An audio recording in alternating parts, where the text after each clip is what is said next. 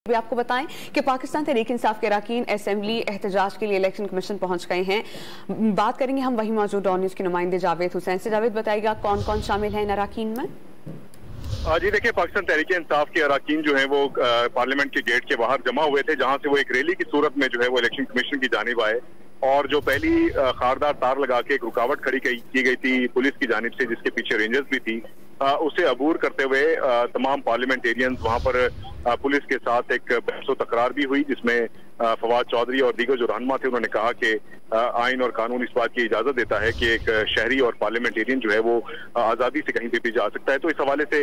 जो रुकावट लगाई गई थी उसे अबूर करते हुए तमाम पार्लियामेंटेरियंस पीटीआई के इस वक्त जो है वो इलेक्शन कमीशन के जो मरकजी गेट है उसके बाहर जो खारदार तार लगाई गई है वहां पर मौजूद हैं और यहीं पर उन्हें रोक लिया गया है। यहाँ पर भी 3 लेयर्स में सिक्योरिटी को रखा गया है। पहली खारदार तार है, जिसके बाद पुलिस और रेंजर्स जो है उसको तैनात किया गया है, जिसके बाद फिर इलेक्शन कमीशन का जो बाहर का एक गेट है वो है। तो इस वक्त तमाम पार्लियामेंटेरियंस पीटीआई के जिनमें हम देख रहे हैं कि फैसल जावेद खान, फवाद चौधरी, आजम सवाती और ओन चौधरी और जो दीगर जो अरकान हैं वो इसमें शामिल हैं, वो यहाँ पर मौजूद हैं, जिनमें खवातीन पार्लियामेंटेरियंस भी हैं। इन्होंने पोस्टर्स भी उठा रखे हैं इलेक्शन कमीशन के खिलाफ और इलेक्शन कमीशन नामंजूर के नारे भी इनकी जानिब से लगाए गए। वो इस वक्त यहाँ पर गुफ्तगू भी कर रहे हैं मीडिया से और ये कहा जा रहा है कि एक करारदाद वो पेश करना चाहते हैं इलेक्शन कमीशन में। और जो दूसरी जानिब जो जराए हैं उन्होंने बताया कि चीफ इलेक्शन कमिश्नर जो है वो कुछ देर कबल इलेक्शन कमीशन से जा चुके हैं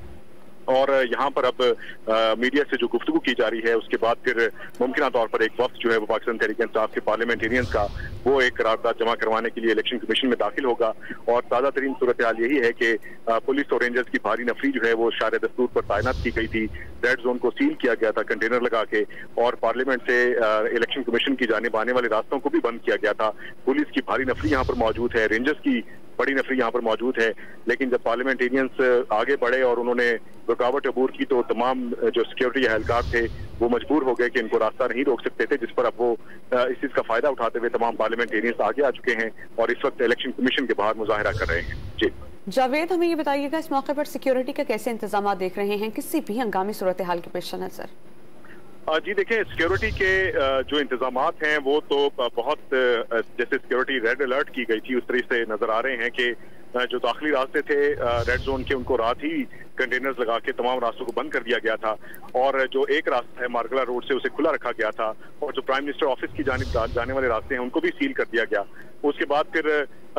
चीफ इलेक्शन कमिश्नर के ऑफिस में जो एक इजलास हुआ जिसमें डिप्टी कमिश्नर ने ब्रीफिंग दी, जिसमें फैसला हुआ कि कोई पार्लियामेंटेरियन पीटीआई का इलेक्शन कमीशन नहीं आने दिया जाएगा। तो इस सिलसिले में 2 लेयर्स में सिक्योरिटी को रखा गया, जिसमें एक सड़क के ऊपर रुकावट लगाई गई जहां पे रेंजर्स और पुलिस के एहलकार मौजूद थे, खारदार तार लगाई गई थी। उसको अब अबूर करते हुए जो दूसरी लेयर है जो कि इलेक्शन कमीशन के दफ्तर के बाहर है खारदार तार की, वहां पर आके ये पार्लियामेंटेरियंस अब रुक गए हैं और यहीं पे ये बताया जा रहा है कि मीडिया टॉक करेंगे, अपना एहतजाज रिकॉर्ड करवाएंगे और फिर